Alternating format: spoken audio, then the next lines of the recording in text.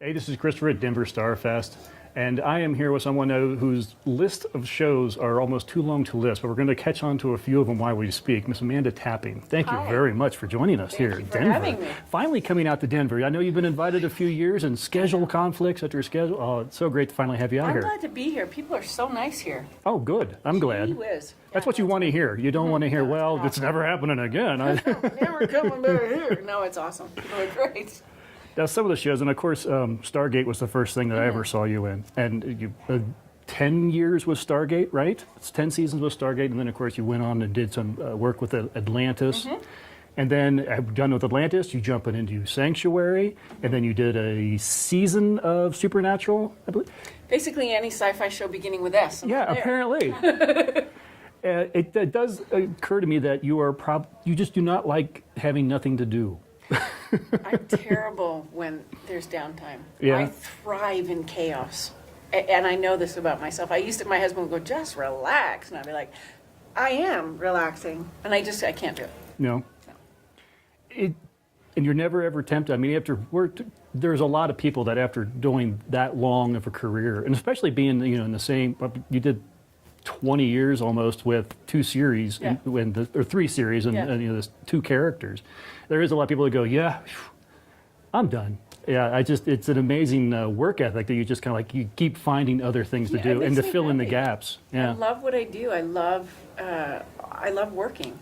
And I think there's also this crazy, when you finish a series, it's like, I have to find something really quickly, or else, people will think I'm done, or there's this crazy anxiety that actors get about what happens next, which I went through after Sanctuary. I was like, I've been on television now for 15 years solid. Right. Every September my show premieres, whatever it is. I go to the upfronts in New York. I go to Comic-Con every year. And this was the first year when Sanctuary finished where it was like, I'm not going to go to the upfronts in New York this year. I'm not going to go on the Sci-Fi Digital Press Tour. I'm not going to Comic-Con. And I melted. Yeah. I had a panic. And ended up being busier than I had been in a long time. And, got more into the directing. But yeah, it's weird after you've been on a show for so long to suddenly stop. So I couldn't handle the quiet. It was deafening. Now the movie Sanctuary, that would have been great. You should have done a movie. No, the show Sanctuary, I've always really enjoyed it. I loved how you produced the show. You could literally create any world that you wanted to play in. Yeah. And you definitely really jumped whole hog into that. And I think it was maybe the third season where you did the Middle Earth and everything. And then it even looked like at the end, unfortunately, the series finale where you revealed the new underground sanctuary. That would have been such a great place to play. Yes, yeah. But it also, unfortunately, you seemed like you sort of had to keep chasing a little bit of the ratings. It was, in actual fact, with Sanctuary, it was less the ratings and more the money. Sanctuary was a privately financed show. We were basically an independent television series, which had never been done. So we had financial backers who put a lot of money in every year. And at the end of season 4, Sci-Fi was having a hard time deciding when they were going to pick us up.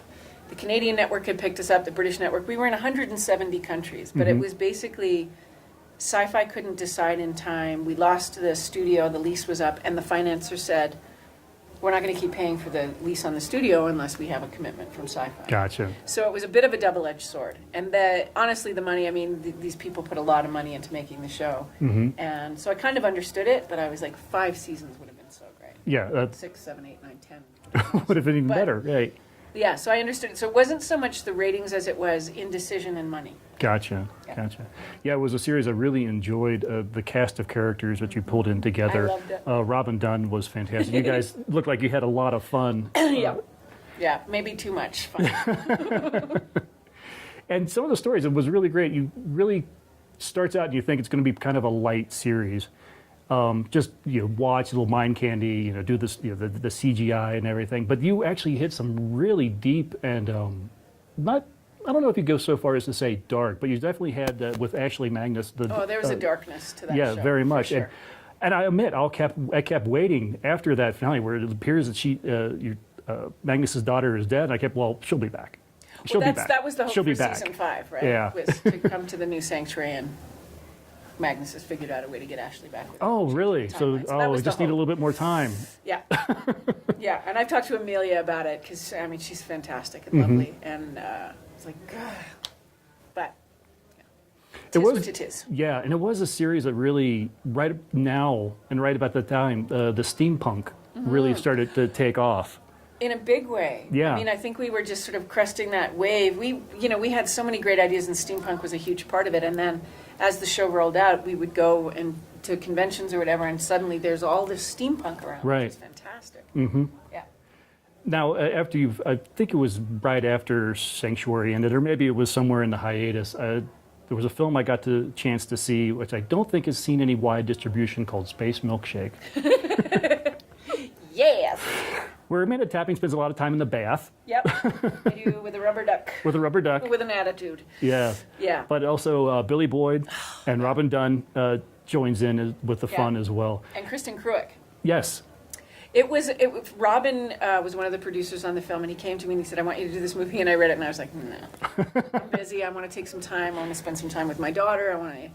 And then he came back a second time. And then the third time he came back with the producer, and Billy had signed on and Kristen had signed on, and I was like, okay, I'm in. Yeah. I am so glad. It was so much fun. Goofy, irreverent, trying to be exactly that, trying to be a bad 70s B movie space. But Billy Boyd, oh my Lord. Yeah. That whole scene where Valentina berates Anton was basically a couple of lines. And we had this whole idea on set where it was just like, just go. So I did this whole stream of consciousness throwing stuff at him about his hairy feet and his, That's all I remember. He goes to the bathroom and he kept a straight face. And the camera guy was laughing so hard on my shoulder that we actually had trouble pulling the footage because the camera was jiggling so much. But Billy could keep a straight face through the whole thing. He was awesome. Funny man. Yeah, and I hope the film's, like I said, I don't think it's seen any real wide distribution. I think what we're going to do is direct market it. Yeah. Yeah. Well, hopefully it'll be coming out where people can get a hold and actually watch it in mass, because it is a lot of fun. Goofy and fun. Yeah. Well, Amanda, thank you very much for coming out, and I'm so glad I finally got a chance to talk to you. It's been a real pleasure. Thank you very much. Thanks.